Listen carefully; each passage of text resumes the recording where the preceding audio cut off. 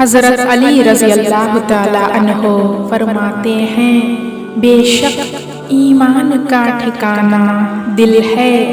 جب کوئی بات آدمی دل میں پوشیدہ رکھتا ہے تو زبان سے اس کے اشارے مل جاتے ہیں، چہرے کے اتار چڑھاؤ سے معلوم ہو جاتا ہے۔ جس شخص کے دل میں کنجی پیدا ہو جاتی ہے تو نیکی اس کے نزدیک بدی اور بدی اس کی نظر میں نیکی معلوم ہوتی ہے۔ بے شک جس شخص کے دل میں رحم جاگزے نہیں ہوتا وہ اپنی محتاجی کے وقت دوسروں کے رحم سے محروم ہوتا ہے۔